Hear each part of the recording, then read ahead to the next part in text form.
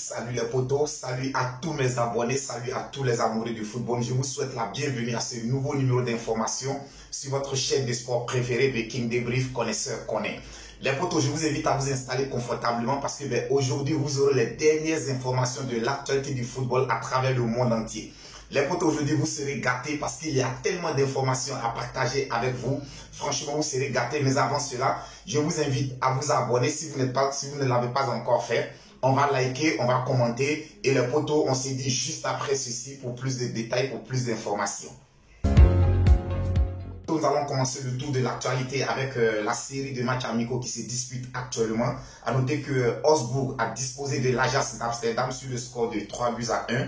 Il faut dire que Manchester City, le tout nouveau champion d'Europe, s'est fait battre par l'Atlético de Madrid sur le score de 2-1. Du côté de l'Atlético de Madrid, les buteurs ont été Memphis Depay qui a ouvert le score à la 66e minute en faveur des Cochineros. Et quelques minutes plus tard, par Yannick Carrasco, il a été suivi à la 74e minute. Les potos, lorsque le match tendait vers sa fin, Ruben Dias, le défenseur de Manchester City, a permis comme ça aux Citizens de réduire la marque. Donc, score final de cette opposition, Atlético de Madrid, Manchester City, 2-1 en faveur des Espagnols. Les potos, il faut dire que Liverpool a également pris le dessus sur Leicester sur le score de 4-0. Je dirais que les amis, en ce moment, le choc de ces matchs amicaux était l'opposition FC Barcelone-Real de Madrid. Il faut dire qu'actuellement, les deux grands du football espagnol sont en tournée du côté des États-Unis. Et puis là, ils en ont profité pour jouer un match amical. Question de se tester avant le début de la saison. Les potos, on le sait tous, un classico reste un classico entre le FC Barcelone et le Real de Madrid, quel que soit l'enjeu. Quel que soit l'enjeu. Et je dirais que hier, on a assisté franchement à une vraie rencontre, à une véritable confrontation.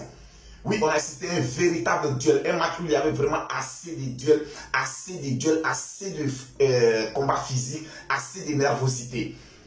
Mais la potos, ce que je peux dire, au sorti de ce match amical, le FC Barcelone a encore pris le dessus sur le Real de Madrid sur le score de 3-0. Alors cette victoire vient confirmer la suprématie du FC Barcelone au niveau du football espagnol et encore même sur le Real de Madrid. Les potos, on se souvient tous l'année dernière en championnat, sur les 5 confrontations que les deux équipes ont eues, le FC Barcelone en a remporté 4. Donc je dirais qu'aujourd'hui, le FC Barcelone a encore confirmé sa suprématie sur le Real de Madrid et sur le football espagnol. Mais cependant, Xavi a un grand chantier qui l'attend. Oui, Xavi a un très grand chantier qui l'attend et j'aimerais attirer son attention sur cela vraiment. Les potos, on a constaté tous l'année dernière, la défense du FC Barcelone était imprenable en championnat. Mais lorsqu'il s'agissait des compétitions européennes, cette défense devenait totalement friable. Cette défense devenait totalement perméable. Et ça s'est encore constaté en ces débuts de saison. On se souvient tous la semaine dernière, cette même équipe du FC Barcelone avait encaissé 5 buts contre Arsenal. Oui, contre Arsenal, cette équipe avait encaissé 5 buts. Elle avait été battue sur le score de 5-3. Et cette même équipe, hier, le Real de Madrid n'a même pas été capable d'inscrire le moindre but. Ce qui veut dire qu'au niveau du football espagnol, le FC Barcelone n'a pas de problème. Que ce soit au niveau de sa défense, de son attaque, de son milieu de terrain, de son coaching, il n'y a pas de souci. Mais le problème du FC Barcelone, c'est sur le plan européen. Et là, Xavi va devoir travailler. Il va falloir qu'il travaille le mental de ses joueurs sur cet aspect-là. Pour leur dire, quand on s'appelle le FC Barcelone, on est meilleur à domicile, on est meilleur à l'extérieur, on est meilleur en Europe, on est meilleur dans le monde. Donc c'est ce caractère que désormais Xavi devra infliger ou travailler avec ses joueurs. Alors pour parler du Real de Madrid, les potos, il faut dire que hier, franchement, on a constaté l'absence de Karim Benzema. C'est vrai que le jeune Rodrigo, il a essayé de donner le meilleur de lui-même. Et lorsque je regarde le style de jeu de Rodrigo, j'ai l'impression qu'il est en train de copier celui de Karim Benzema. C'est-à-dire qu'il essaie de beaucoup dézonner, il essaie de participer au jeu. Mais le seul problème, c'est qu'à l'arrivée, il est tellement fatigué qu'il pêche dans les gestes. Les gestes, lui, d'être vraiment efficaces, il pêche dans le dernier geste. Et hier, franchement, il aurait pu inscrire 1 à 2 buts s'il avait été lucide dans la surface de réparation, s'il avait été lucide sur ses derniers gestes. Alors, est-il bon de vouloir copier Karim Benzema ou rester lui-même? On sait que c'est un enfant qui a du talent, c'est un joueur qui a beaucoup de talent. Aujourd'hui, le talent de Rodrigo n'est plus à remettre en question. Mais ce qu'il va falloir faire, lorsqu'on joue au Real de Madrid, ce n'est pas le talent seul qui compte, mais il y a l'efficacité également. il y a l'efficacité. Donc les amis, le Real de Madrid s'est fait battre par le FC Barcelone sur le score de 3-0. Ensuite, nous allons parler de la Coupe du Monde féminine. Les potos, il faut noter qu'en ce moment, se dispute la Coupe du Monde féminine. Et le Maroc a créé la surprise hier en battant la Corée du Sud sur le score de 1-0. Oui, le Maroc a créé la surprise, les potos. Il faut dire que pour sa première participation à une phase finale de Coupe du Monde, ben hier, les Marocains se sont imposés face à la Corée du Sud sur le score de 1-0. C'est le premier but du Maroc dans une phase finale de Coupe du Monde. J'ai dit que vraiment c'est une sensation que les Marocains nous ont créée hier et vraiment c'est à saluer, il faut saluer cela. Aujourd'hui, le football marocain est en pleine progression dans tous les domaines. Tout dernièrement, ils ont remporté la Coupe d'Afrique des moins de 18 ans.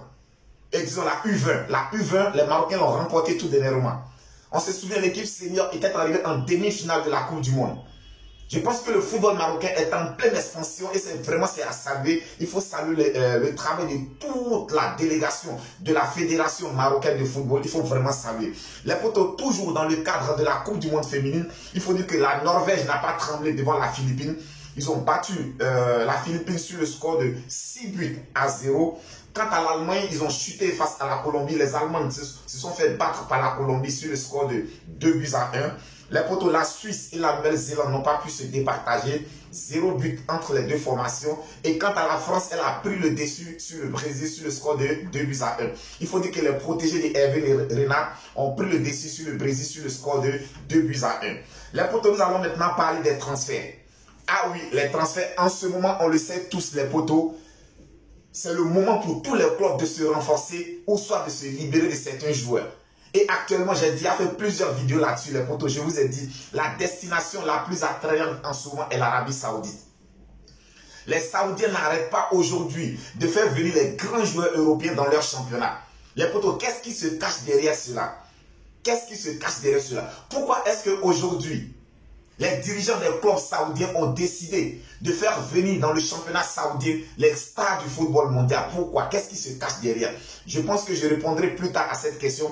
Je ferai même une vidéo spéciale sur cette question.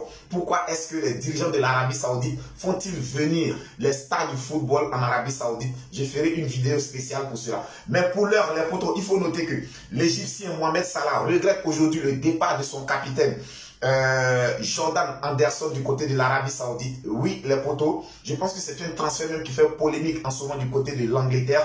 Le capitaine de Liverpool, Jordan Anderson, a signé du côté de l'Arabie Saoudite. Et Mohamed Salah, son coéquipier, regrette franchement ce départ parce que pour lui, son capitaine avait encore du potentiel, avait encore du jus à pouvoir revendre au sein de Liverpool FC. C'est une grosse perte pour ce club de Liverpool, mais on le sait tous, Jürgen Klopp sera trouver les solutions nécessaires pour pallier vraiment à ce départ très important de Jordan Anderson. Ensuite, les potos, Sadio Mané en route vers l'Arabie Saoudite, également du côté de Al Nassr. Il faut dire qu'en ce moment, ce n'est pas le grand amour entre le Sénégalais et le club du Bayern de Munich. Il était arrivé au Bayern de Munich la saison dernière en provenance de Liverpool. Je pense que ses débuts étaient promoteurs. Dès le départ, on avait senti une histoire d'amour entre Sadio Mané, les supporters du Bayern de Munich et même les dirigeants bavarois. Mais au fur et à mesure, et surtout la situation du Sénégalais s'est compliquée lorsqu'il a contracté une blessure à la veille de la Coupe du Monde. Je pense que cette blessure l'avait empêché de participer à la Coupe du Monde avec les Lions de la Teranga. Et après sa guérison, après cette blessure, le Sénégalais a eu du mal à s'imposer au sein du Bayern de Munich. Et comme cela ne suffisait pas, les potos, son altercation avec le roi Sami est vraiment venu tout aggraver, est venu tout déranger, ce qui a compliqué encore davantage la situation du Sénégalais au sein du Bayern de Munich. Je dirais qu'aujourd'hui, Sadio Mané est indésirable dans les vestiaires, Sadio Mané est indésirable par son coach, Sadio Mané est indésirable par les dirigeants du Bayern de Munich. Donc en ce moment, ils sont en train de tout mettre en œuvre pour vraiment pousser le Sénégalais vers la sortie. Les potos, c'est vraiment dommage. C'est vraiment dommage de voir que le tout nouveau champion d'Afrique et le ballon d'or africain aujourd'hui se retrouve dans cette situation. Que s'est-il passé? Pourquoi est-ce qu'aujourd'hui Sadio Mané se retrouve dans cette situation? Là également, je ferai également une vidéo dans les tout prochains jours. Mais il faut dire qu'en ce moment, il est tout proche de s'engager avec Al Nassr. C'est vraiment bon à prendre. Donc on lui souhaite tout simplement bonne chance, les potos. Toujours du côté de l'Arabie Saoudite, les potos, il faut dire que le défenseur international ivoirien Eril Bailly est également en partance pour l'Arabie Saoudite. On sait tous que Eric Bailly, l'année dernière, il avait été prêté par le club de Manchester United du côté de l'Olympique de Marseille avec option d'achat. Mais on le sait tous les potos, la saison dernière, l'Ivoirien n'a pas pu s'exprimer parce qu'il a été vraiment victime de plusieurs blessures. Les blessures ont empêché l'Ivoirien de s'exprimer du côté de l'Olympique de Marseille. Et bien c'est tout à fait normal qu'à la fin de la saison, les Marseillais n'ont pas voulu lever l'option d'achat. Donc Eric Bailly est retourné du côté de Manchester City et de Manchester United, les potos. Mais seulement que du côté de Manchester United, Erik ten Hag aujourd'hui ne compte plus sur Eric Bailly et il a fait savoir cela aux joueurs. Il a dit aux joueurs qu'il n'était pas le bienvenu du côté de Manchester United. Et surtout, ce qu'il pouvait conseiller aux joueurs, c'était de se trouver un club où il allait vraiment avoir cette chance de pouvoir évoluer. Donc c'est en quête de club qu'aujourd'hui Eric Bailly a été contacté par les dirigeants de Al Nassr. Donc je pense que la signature de son contrat se fera dans les tout prochains jours. Il faut dire que Eric Bailly, s'il parvient à signer du côté de l'Arabie Saoudite, il sera le coéquipier de Cristiano Ronaldo et surtout le coéquipier de Seko Fofana, son coéquipier en équipe nationale de Côte d'Ivoire. Ensuite, les potos, toujours pour parler des transferts, il faut dire que Nathan Ake a prolongé son contrat avec Manchester City jusqu'en 2027. Donc le défenseur international néerlandais a prolongé son contrat du côté de Manchester City jusqu'en 2027. Nous avons toujours parlé des transferts, les potos. Il faut noter que Edinson Cavani, alias Pistolero, s'est engagé avec Boca Juniors du côté de l'Argentine. Ensuite, le feu follet sénégalais, Ismaïla Sarr, s'est engagé avec l'Olympique de Marseille. Je dirais que pour moi, les potos, c'est une très très bonne nouvelle parce que du côté de l'Angleterre, c'était un peu compliqué pour le feu follet sénégalais. Donc, revenir du côté de la France pour se relancer et surtout à l'Olympique de Marseille qui a beaucoup d'ambition. Les potos, je pense que le choix sportif a été vraiment très très bien réfléchi de la part d'Ismaïla Sarr. On ne peut que lui souhaiter bon vent du côté de l'Olympique de Marseille. Aussi les potos, dernier transfert de ce dimanche du côté de l'Arabie Saoudite encore. Il faut noter que le français de Newcastle, Alan Saint-Maximin, s'est engagé avec l'Arabie Saoudite, plus précisément avec le club Al-Ahly. Il a signé avec le club Al-Ahly du côté de l'Arabie Saoudite. Il faut dire que Alan Saint-Maximin a disputé 126 matchs avec les Magpies du côté de l'Angleterre. Donc, il a évolué pendant près de 4 saisons du côté de Newcastle. Et aujourd'hui, Alain Saint-Maximin a décidé d'aller du côté de l'Arabie Saoudite. Les potos, je l'ai dit, l'Arabie Saoudite n'arrête plus d'affoler ou bien de faire rêver tous les joueurs. L'Arabie Saoudite n'arrête plus aujourd'hui d'attirer les grands stars dans son championnat. Je reviendrai là-dessus dans les tout prochains jours. Les potos, nous allons terminer cette vidéo en abordant le cas Kylian Mbappé et le Paris Saint-Germain. Vous êtes nombreux à me poser beaucoup de questions. Alors, il y a plusieurs personnes parmi vous qui m'ont demandé qu'est-ce que je pense de la situation de Kylian Mbappé actuellement au Paris Saint-Germain ou bien qu'est-ce que je pense du conflit entre Kylian Mbappé et le Paris Saint-Germain. Les potos, je vais répondre à cette question alors à deux volets. Le premier volet, d'abord, je voudrais parler du club en tant que Paris Saint-Germain. Les potos, je suis madrilène. Et ça, c'est une analyse vraiment que je vais la donner de façon optimiste, c'est-à-dire avec beaucoup de neutralité. Pour moi, dans un premier temps, ce que je pense que le Paris Saint-Germain mérite aujourd'hui ce qui est en train de lui arriver. Les Parisiens, les dirigeants parisiens méritent ce qui est en train de leur arriver parce qu'ils ont voulu se faire passer pour les plus intelligents. L'année dernière, en faisant signer ce contrat XXL à Kylian Mbappé, les dirigeants parisiens entendaient piéger le joueur cette année. Pour eux, ils pensaient que Kylian Mbappé allait prolonger encore d'une année de plus. Donc, ils se sont eux-mêmes fait piéger par le piège qu'ils ont voulu tendre aux joueurs. Ensuite, secondo, pourquoi est-ce que les dirigeants du Paris Saint-Germain méritent ce qui leur arrive en ce moment? Les potos, il y a un proverbe qui dit chez nous en Afrique, lorsque tu t'abaisses pour regarder dans l'anus de quelqu'un qui est devant toi, dis-toi qu'il y a également quelqu'un d'autre derrière toi qui est en train de regarder dans le sien. Et c'est ce qui est en train d'arriver au Paris Saint-Germain. On se souvient tous, Lionel Messi est arrivé du côté du Paris Saint-Germain, libre de tout contrat, le meilleur joueur du monde entier. Les Parisiens étaient très heureux. Ah oui, ils étaient très heureux de faire signer Lionel Messi libre de tout contrat. Le Paris Saint-Germain a fait signer Sergio Ramos en son temps, qui faisait partie des meilleurs défenseurs du monde. Le Paris Saint-Germain a fait signer Sergio Ramos libre de tout contrat. Les Parisiens étaient très heureux. Mais ça n'arrive pas qu'aux autres. Si tu as pu faire ça aux autres et que tu étais content de le faire, mais alors aujourd'hui, pourquoi lorsqu'il s'agit de toi, ça te met dans tous tes états? Donc pour moi, je pense que le club du Paris Saint-Germain mérite ce qui est en train de leur arriver. C'est la preuve qu'ils n'ont pas de véritable politique. Et je l'ai déjà dit, le Paris Saint-Germain est un club amateur. Le Paris Saint-Germain n'a pas de club, ils n'ont aucune stratégie pour l'avenir. Et pour moi, je pense que il mérite ce qui leur arrive. Alors, pour parler de Kylian Mbappé, les potos, il faut dire bien, les potos, il ne faudrait pas qu'on se cache, il ne faudrait pas qu'on se mente. Le Real de Madrid est le club de rêve de Kylian Mbappé depuis son enfance. Depuis son enfance, Kylian Mbappé a rêvé de jouer au Real de Madrid. Alors aujourd'hui, il a cette capacité, il a cette possibilité d'évoluer avec le Real de Madrid. Mais le jeune essaie de saisir sa chance. Il essaie de réaliser un rêve d'enfance. Et moi, je suis parfaitement d'accord avec lui. Parce qu'à vrai dire, Kylian Mbappé, en restant du côté du Paris Saint-Germain, n'aura jamais le ballon d'or. Il ne gagnera jamais de vrais titres. Parce que je viens de dire tout à l'heure, le Paris Saint-Germain est un club d'amateurs. Mais le jeune, il rêve grand. Et pour devenir grand, il faut évoluer dans un club où il y a de grandes ambitions, qui est le Real de Madrid.